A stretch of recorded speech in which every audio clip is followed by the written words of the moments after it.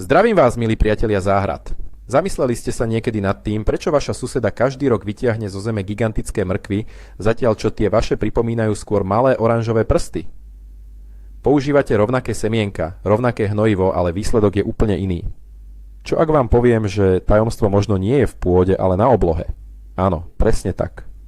Dnes sa ponoríme do fascinujúceho sveta lunárneho záhradkárčenia a odhalíme kompletný kalendár výsevov na marec roku 2026. Zistíte, ktoré dni sú doslova nabité energiou pre rast a ktorým dňom by ste sa mali s rýlom v ruke radšej vyhnúť. Sľubujem vám, že na konci tohto videa sa budete na svoju záhradu pozerať úplne inými očami. Tak poďme na to. Než sa vrhneme na konkrétne dátumy, poďme si na chvíľu vysvetliť, prečo by nás vôbec mal nejaký mesiac zaujímať. Nie je to žiadna mágia ani čary, ale veda a tisícročné pozorovania našich predkov. Mesiac svojou gravitáciou ovplyvňuje nielen príliv a odliv morí, ale aj vodu v pôde a v samotných rastlinách. Predstavte si to ako jemné dýchanie Zeme. Keď mesiac dorastá, teda odnovu pospln, jeho sila akoby ťahala šťavy a energiu rastlín nahor. To je ideálny čas na sadenie plodovej a listovej zeleniny, ktorej plody zbierame nad zemou. Naopak, keď mesiac cúva od splnu ponov, energia sa sťahuje dole, ku koreňom. Vtedy je najlepší čas na výsadbu koreňovej zeleniny, cibulovín a na prerezávanie či boj so škodcami. Spojením tejto logiky s postavením mesiaca v jednotlivých znameniach zverokruhu získame neuveriteľne presný návod, ako dať každej rastlinke ten najlepší štart do života. A teraz už konkrétne k marcu 2026. Tento mesiac je pre každého záhradkára zlomový. Príroda sa prebudza a my s ňou. Prvý týždeň marca bude v znamení dorastajúceho mesiaca, čo znamená, že všetká energia prúdi smerom nahor. Začneme hneď 1. a 2. marca, kedy mesiac prechádza vodným a mimoriadne plodným znamením raka. Toto sú tzv. Dni listu. Všetko, čo v tieto dni zasejete a čoho hlavným úžitkom sú listy, vám porastie doslova pred očami. Predstavte si bohaté hlávky šalátu, obrovské listy špenátu, mangoldu či voňavé bylinky ako petržlenová vňať alebo kôpor. Pôda je vďaka vplyvu raka plná vlahy, čo zabezpečí rýchle a rovnomerné klíčenie semien. Ak plánujete predpestovať priesady kapusty, kelu alebo kalerábu, lepší termín v prvej polovici mesiaca nenájdete. Využite túto energiu na maximum. Je to ako dať svojim rastlinám VIP vstupenku na úspešnú sezónu. Nezabudnite na vydatnú zálievku, pretože mesiac v rakovi znásobuje jej účinok. Poďme sa pozrieť na 3. a 4. marec. Scenár sa nám trochu mení. Mesiac sa presúva do ohnivého znamenia leva. Lev je spojený s plodmi a semenami, takže toto sú tzv. Dni plodu. Avšak pozor, lev je zároveň považovaný za jedno z najmenej plodných suchých znamení. Čo to pre nás znamená v praxi? Na prvý pohľad to znie ako protiklad, ale dá sa to skvele využiť. Výsev v tieto dni môže byť riskantný, pretože semienka nemusia mať dostatok vlahy na klíčenie. Ale ak už máte predpestované priesady paradajok, paprík, tekvíc alebo uhoriek a potrebujete ich presadiť, toto môže byť zaujímavý čas.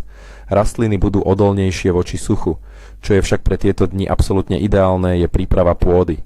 Rýlovanie, okopávanie, odstraňovanie buriny. Burina vytrhnutá v znamení leva má tendenciu rásť oveľa pomalšie. Takisto je to skvelý čas na zber semien z minulého roka, ich triedenie a prípravu.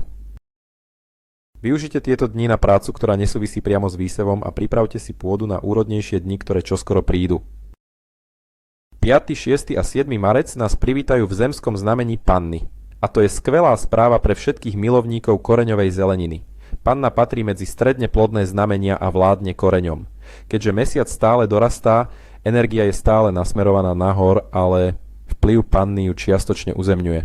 Toto je ideálny kompromisný čas na sadenie a siatie koreňovej zeleniny s kratšou vegetačnou dobou, ako sú reďkovky, skoré odrody mrkvy alebo petržlenu. Ak zasejete v tieto dni, podporíte nielen rast koreňa, ale aj zdravej vňate. Okrem toho je Panna patronkou poriadku a čistoty. To znamená, že akékoľvek práce spojené s čistením záhonov, pletím buriny alebo úpravou kompostu budú mať v tieto dni dvojnásobný efekt. Je to tiež vynikajúci čas na presadzanie izbových rastlín alebo trvaliek. Budú sa lepšie zakoreňovať a budú odolnejšie. Využite pedantnú energiu Panny a dajte svojej záhrade štruktúru a poriadok. Pripravte si záhony na ďalšie výsevy a uvidíte, že sa vám to 100-násobne vráti. 8. a 9. marec sa ponesú vo vzdušnom znamení váh. Váhy sú spojené s krásou, harmóniou a kvetmi. Sú to teda dni kvetu. Ak snívate o záhrade plnej nádherných farieb a vôní, tieto 2 dni si poznačte v kalendári červenou farbou. Mesiac sa blíži k prvej štvrti. Energia je silná. Je to ideálny čas na výsev letničiek, ako sú astry, aksamietnice, cínie, ale aj trvaliek. Kvety zasiaté v tieto dni budú mať intenzívnejšie farby a budú bohatšie kvitnúť. Nezabudnite ani na kvitnúce bylinky ako levandula či harmanček. Ak máte v pláne sadiť okrasné kríky alebo stromy, ktoré vás majú potešiť hlavne kvetmi, napríklad orgován alebo zlatý dážď, toto je ten správny moment. Váhy tiež prajú všetkým druhom kvitnúcej zeleniny, ako je brokolica alebo karfiol. Hlávky budú pevnejšie a chutnejšie. Okrem sadenia je to skvelý čas na polievanie, pretože vzdušné znamenia pomáhajú vode lepšie prenikať ku koreňom a zároveň zabraňujú vzniku plesní. Doprajte svojej záhrade nádych krásy. Pripravte sa, pretože 10. a 11. marec prichádza astrologická superstar pre záhradkárov. Mesiac vstupuje do vodného a extrémne plodného znamenia Škorpióna. Škorpión, podobne ako rak, je spojený s listami. Keďže mesiac stále dorastá a blíži sa k splnu, je to absolútne najlepší čas na siatie a sadenie listovej zeleniny a byliniek, ktoré sme spomínali na začiatku mesiaca. Ak ste to nestihli, teraz máte druhú, ešte silnejšiu šancu. Šaláty, špenáty, kapustoviny, všetko, čo zasejete, bude rásť s neuveriteľnou vitalitou. Škorpión je tiež známy svojou odolnosťou. Rastliny zasadené v tomto znamení budú silnejšie a odolnejšie voči chorobám a škodcom. Je to tiež fantastický čas na zakladanie kompostu. Procesy rozkladu budú prebiehať rýchlejšie a efektívnejšie. Voda je v tieto dni kľúčová, takže nešetrite zálievkou. Pôda ju nasaje ako špongia a poskytne semienkam dokonalé prostredie na klíčenie. Ak chcete svojej záhrade dopriať poriadnu dávku životnej energie, tieto 2 dni sú na to ako stvorené. 12. a 13. marec. Mesiac pokračuje vo svojej púti a vstupuje do ohnivého strelca. Strelec je, podobne ako lev, považovaný za skôr neplodné a suché znamenie. Aj keď je spojený s plodmi, priamy výsev v tieto dni sa neodporúča, najmä ak je suché počasie. Semená by mohli mať problém vyklíčiť, ale to neznamená, že máme sedieť so založenými rukami. Energia strelca je dynamická a expanzívna. Je to ideálny čas na práce, ktoré si vyžadujú silu a vytrvalosť. Potrebujete prekopať veľký záhon, postaviť oporu pre popínavé rastliny, vyčistiť zarastený kút záhrady. Toto sú vaše dni. Strelec tiež vládne cibuli a cesnaku, ale keďže mesiac dorastá, sadenie cibuli by mohlo viesť k tomu, že by rýchlo vybiehali do kvetu. Radšej sa zamerajte na prípravu pôdy pre ne. Okopávanie a prekyprovanie pôdy v tieto dni ju urobí vzdušnejšou a úrodnejšou pre budúce výsadby. Je to tiež dobrý čas na zber plodov, ak máte nejaké uskladnené, pretože v suchých dňoch dlhšie vydržia. 14. marec nastáva dôležitý moment splň a bude sa odohrávať v zemskom znamení kozorožca. Splň je bod maximálnej energie. Všetko v prírode je nabité na maximum. Mnoho ľudí sa bojí počas splnu čokoľvek v záhrade robiť, ale to je mýtus. Je to len o tom, vedieť, ako túto obrovskú energiu správne využiť. Kozorožec je znamenie koreňa, takže všetka sila sa koncentruje v podzemnej časti rastlín. Tesne pred a počas splnu je ideálny čas na prihnojovanie. Rastliny dokážu vstrebať maximum živín. Ak máte v pláne sadiť zemiaky, toto je ten deň. Sila splňu a vplyv kozorožca im dodajú neuveriteľnú silu. Je to tiež skvelý deň na výsev koreňovej zeleniny, ktorá má dlhú vegetačnú dobu, ako napríklad zeler alebo paštrnák. Naopak, vyhnite sa prerezávaniu stromov a kríkov. Rany by mohli príliš krvácať a prilákať choroby. Splň v kozorožcovi je o budovaní pevných základov pre vašu úrodu. Využite ho múdro. Po splne od 15. marca sa mesiac začína zmenšovať a my vstupujeme do fázy cúvajúceho mesiaca. Energia sa teraz začína sťahovať z nadzemných častí rastlín smerom dole ku koreňom. To je signál pre nás, aby sme zmenili stratégiu. 15. a 16. marca bude mesiac prechádzať vzdušným znamením vodnára. Vodnár je považovaný za najmenej plodné znamenie z celého zverokruhu. Tieto dni sú teda ideálne na oddych. Pre vás aj pre vašu záhradu. Neodporúča sa siať, sadiť ani presádzať. Rastliny by sa veľmi ťažko ujímali. Ale to neznamená, že nemôžeme byť produktívni. Toto je čas pre stratéga. Prejdite sa po záhrade, plánujte, čo a kam zasadíte v nasledujúcich dňoch. Čistite a brúste náradie. Opravujte ploty alebo skleník. A hlavne, toto je absolútne najlepší čas na boj s burinou a škodcami. Burina vytrhnutá vo vodnárovi sa už takmer neobjaví. A škodce sú v tieto dni najmenej aktívne. Využite tieto neúrodné dni na to, aby ste si uľahčili prácu v tých úrodných.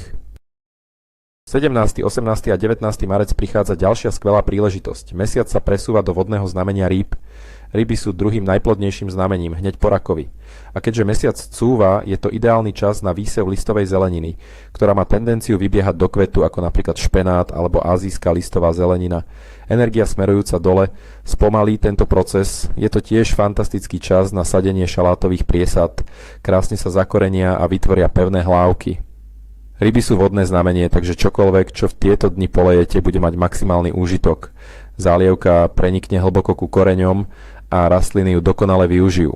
Ak ste nestihli zasiať reďkovky, toto je tiež veľmi dobrý termín.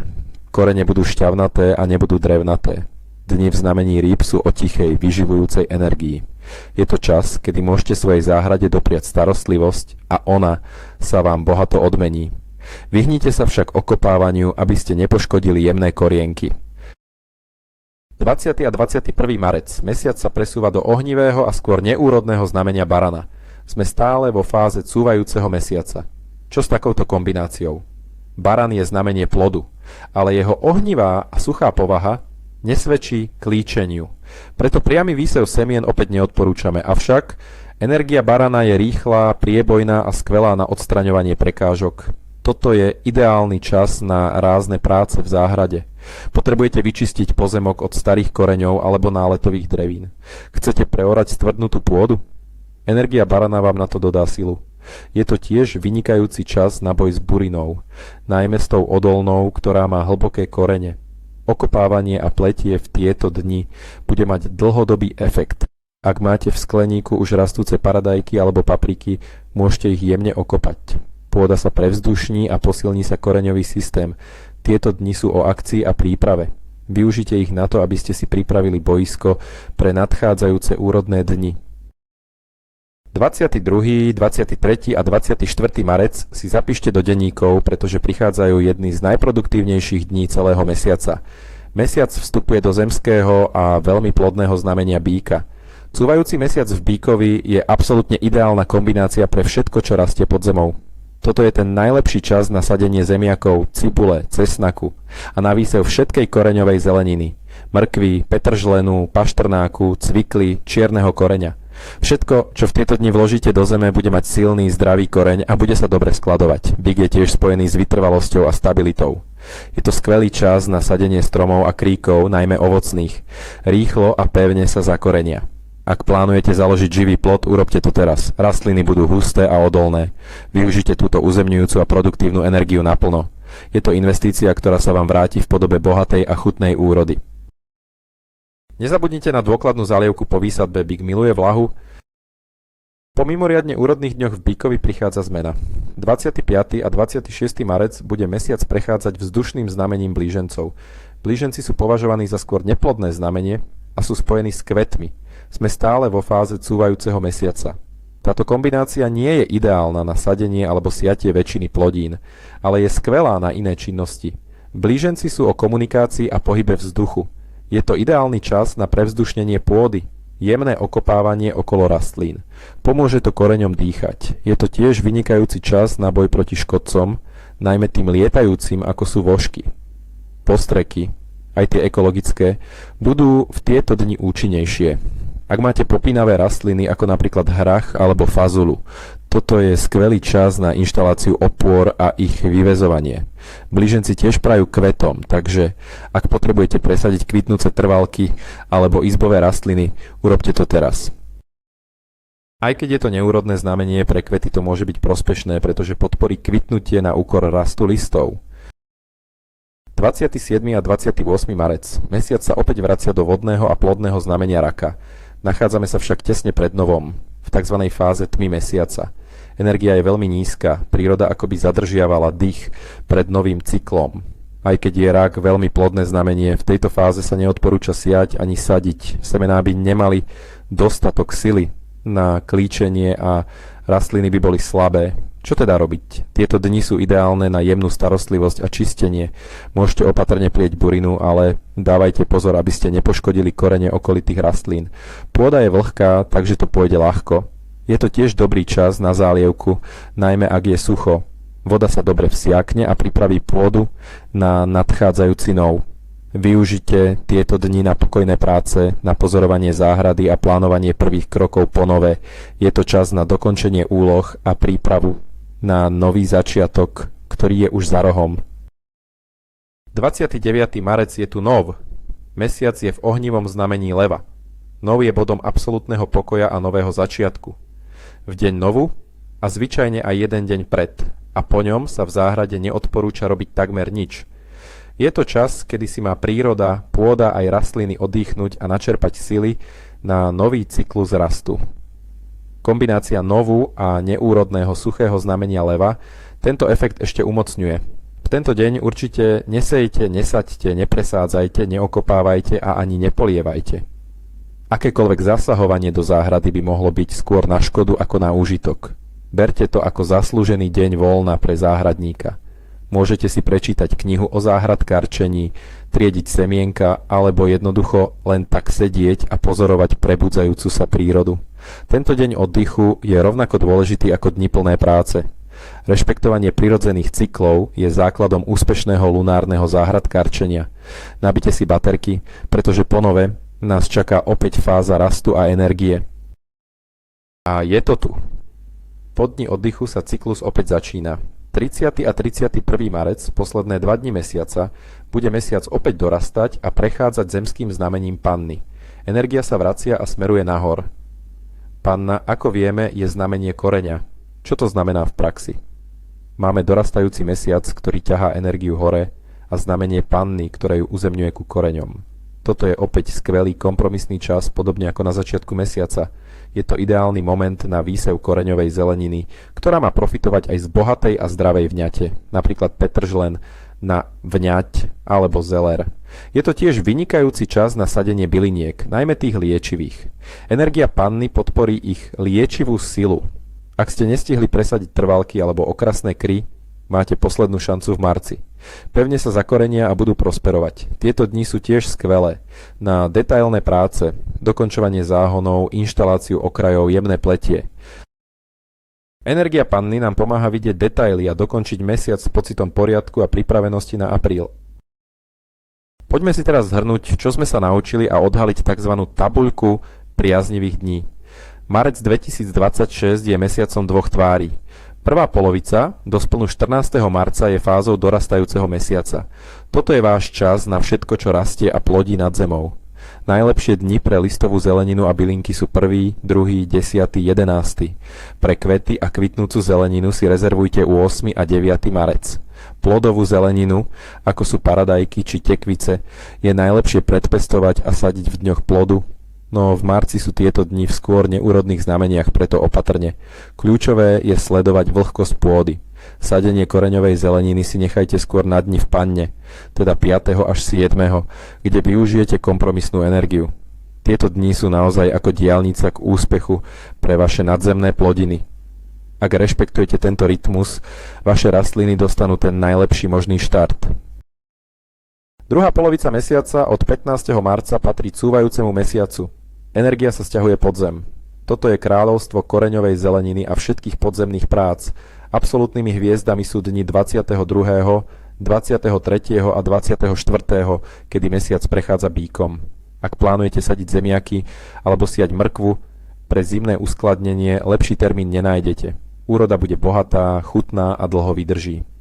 Ďalšie skvelé dni pre koreňovú zeleninu a tiež pre výsadbu cibulovín sú počas splnu v Kozorožcovi, teda okolo 14. marca, a tiež v panne na konci mesiaca 30. a 31. Fáza cúvajúceho mesiaca je tiež ideálna na boj s burinou a škodcami, najmä v neplodných dňoch ako 15. 16. v znamení vodnára. Zapamätajte si jednoduché pravidlo. Nad zemou pri dorastajúcom mesiaci, pod zemou pri cúvajúcom. A ktorým dňom sa teda v marci 2026 radšej úplne vyhnúť, pokiaľ ide o sadenie a siatie? Sú to tzv. Neplodné dni. V marci ich máme niekoľko. Najvýraznejšie sú dni, kedy je mesiac vo vodnárovi, teda 15. a 16. marec. Rastliny zasadené v tieto dni by mali veľký problém sa zakoreniť a boli by slabé a náchylné na choroby. Ďalšími problematickými dňami sú tie v znamení leva, najmä v kombinácii s novom. To znamená 29. marec je absolútne tabu. Ale aj 3. a 4. marec sú riskantné, ak je sucho. Podobne je to aj so strelcom 12. a 13. marca a baranom 20. a 21. Neberte tieto dni ako stratené. Sú ideálne na fyzickú prácu, čistenie, prípravu pôdy a boj so škodcami. Chápať, kedy nerobiť, je rovnako dôležité ako vedieť, kedy robiť. Je to o práci s prírodou, nie proti nej. Existuje jeden častý mýtus, ktorý by som rád vyvrátil. Mnoho ľudí si myslí, že lunárne záhradkarčenie je extrémne zložité a že ak premeškajú jeden správny deň, celá úroda je stratená. To vôbec nie je pravda. Berte tento kalendár ako sprievodcu, nie ako dogmu. Je to nástroj, ktorý vám má pomôcť maximalizovať vaše šance na úspech. Ak z nejakého dôvodu nemôžete sadiť v ten najideálnejší deň, nič sa nedeje. Vyberte si druhý najlepší deň. Dôležitejšie ako presný dátum je sledovať fázu mesiaca. Ak viete, že mesiac dorastá, sústreďte sa na list a plod. Ak cúva, venujte sa koreňom. To je základné pravidlo, ktoré vám prinesie 80% úspechu. Zvyšných 20% je o ladení detailov podľa znamení zverokruhu, takže žiadny stres. Záhradkárčenie má byť radosť, nie úzkostlivé sledovanie kalendára. Tento sprievodca je váš pomocník, nie váš pán. Na záver, ako marec končí a blíži sa apríl, je dôležité mať na pamäti, že záhrada je živý organizmus. Úspešné zvládnutie marca podľa lunárneho kalendára vám vytvorí fantastický základ pre celú sezónu. Rastliny, ktoré dostali správny štart v správny čas, budú silnejšie, odolnejšie a prinesú vám bohatšiu úrodu. V posledných dňoch mesiaca, v znamení Panny, využite čas na posledné úpravy, vyčistenie záhonov a prípravu na aprílové výzvy. Apríl prinesie nové príležitosti, nové plodiny na siatie a často aj premenlivé počasie. Ale ak ste v marci pracovali v súlade s rytmami prírody, vaša záhrada bude pripravená čeliť čomukoľvek. Budete mať zdravé, silné priesady a dobre pripravenú pôdu. A to je ten najlepší pocit, s akým môže záhradkár vstúpiť do hlavnej sezóny. Takže hor sa do práce a nech vám mesiac prinesie tú najkrajšiu úrodu. Tak a máme to za sebou. Prešli sme si celý marec 2026 deň po dni. Videli sme, že najväčšími hrdinami pre výsadbu boli dni v znameniach raka, škorpiona a býka, zatiaľ čo dni vo vodnárovi či levovi nám dali priestor na oddych a inú prácu. Najväčším prekvapením je možno to, ako logicky a jednoducho tento systém funguje. Nie je to žiadna mágia, len rešpektovanie prírodných cyklov, ktoré naši predkovia poznali a využívali po stáročia. Dúfam, že vám tento podrobný sprievodca pomôže premeniť vašu záhradu na oázu hojnosti. Ďakujem vám veľmi pekne za pozornosť. Ak sa vám video páčilo a naučili ste sa niečo nové, nezabudnite nám dať like a prihlásiť sa na odber nášho kanála, aby vám neušli ďalšie tipy. A teraz otázka pre vás. Aký je váš najlepší záhradkársky trik, na ktorý nedáte dopustiť, či už je podľa mesiaca alebo nie? Podielte sa s nami o svoje tajomstvá v komentároch pod videom. Teším sa na ne. Dovidenia pri ďalšom videu.